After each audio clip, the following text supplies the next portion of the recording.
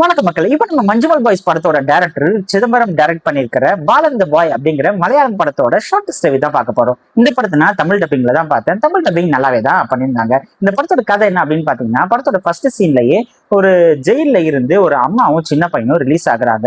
அவங்க வந்து தன்னோட பாஸ்ட மறைச்சு எப்படியாவது அவங்க வாழ்க்கையை சர்வை பண்ணணும் அப்படின்னு நினைக்கிறாங்க.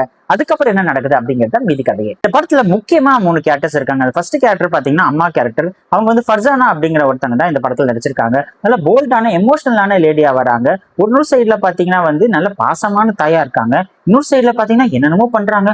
ஒருவேளை இவங்க சைக்கோவாப்பா அப்படின்னு யோசிக்கிற மாதிரி அந்த கேரக்டர் தோணுது. பட் ஓவராலா ஒரு செம்ம பெர்ஃபார்மன்ஸ் தான் அவங்க கொடுத்துருக்காங்க. சின்ன பையனா வர்ற ஆதிசேஷனும் சரி, அதே பையன் வளர்ந்து பெரிய பையனா ஆனதுக்கு அப்புறம் முகமது ஜினன் அப்படிங்கிற அந்த பையன் நடிச்சிருக்கான். இந்த 2 பேருமே வந்து அந்த கேரக்டராகவே வாழ்ந்திருக்காங்க. ஒரு நேச்சுரலான யதார்த்தமான நடிப்பை தான் கொடுத்துருக்காங்க.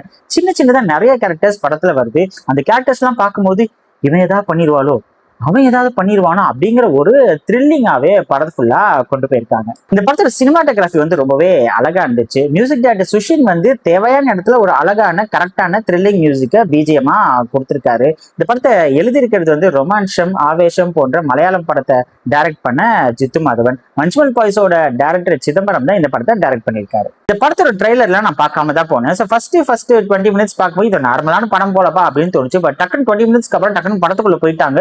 இது நார்மல் படம் வந்து டக்குன்னு பயங்கரமான த்ரில்லர் படமா ஆயிடுச்சு. பயங்கர த்ரில்லிங்கா போச்சு. இன்டர்வல் வரைக்கும் ரொம்ப பயங்கரமான த்ரில்லிங்கான படமாவே ஆயிடுச்சு. ஒரு நல்ல இன்டர்வல் ட்விஸ்டோட முடிச்சிருந்தாங்க. எப்படி ஒரு ட்ரெயின்ல வந்து ஒரு ரிசர்வேஷன் கம்பார்ட்மெண்ட் நல்லா போயிட்டு இருக்கோ, அதே மாதிரி செகண்ட் ஹாஃப்ல வந்து திடீர்னு வந்து ரிசர்வேஷன் கம்பார்ட்மெண்ட்ல அன்ரிசர்வ்ட் ஆளுங்க ஏறி கொலாப்ஸ் பண்ண மாதிரி செகண்ட் ஹாஃப் வந்து ட்ராக் மாதிரி போன மாதிரி இருந்துச்சு. இந்த படத்தை எக்ஸ்டெண்ட் பண்றதுக்காக இந்த ஸ்கிரீன் பிளேல என்னென்னத்தையோ காமிக்கிறாங்களப்பா. ஃபர்ஸ்ட் ஹாஃப் செம்மையா இருந்துச்சு. செகண்ட் ஹாஃப்ல என்னென்னத்தையோ குழப்பி காமிக்கிறாங்க. கதை வேறையாச்சே அப்படின்னு தோணுச்சு. பட் இதெல்லாம் என்னென்னத்தையோ காமிக்கிறோமே, இதெல்லாம் எதுக்குன்னா கிளைமேக்ஸ்ல உனக்கு ஒரு சர்ப்ரைஸ் வச்சிருக்கேன் அதுக்காக தான் அப்படின்னு சொல்ல வராங்க போல. பட் அந்த கிளைமேக்ஸ் சர்ப்ரைஸ் வந்து நல்லா இருந்துச்சு.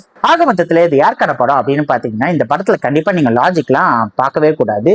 இது ஒரு மலையாள மூவி அப்படிங்கிறதுனால ஸ்கிரீன் பிளே வந்து கொஞ்சம் ஸ்லோவா தான் போகும். எனக்கு இந்த ஸ்லோவான ஸ்கிரீன் பிளே, ஒரு த்ரில்லிங்கான எக்ஸ்பீரியன்ஸ் இருக்கிற ஒரு மலையாளம் பேஸ்டு ஸ்கிரீன் பிளே எல்லாம் எனக்கு பிடிக்கும் அப்படின்னு நினைக்கிறவங்களுக்கு இந்த படம் கண்டிப்பா பிடிக்கும். மிச்சப்படி என்னை பொறுத்த வரைக்கும் இது ஒரு நல்ல த்ரில்லிங்கான படம் தான்.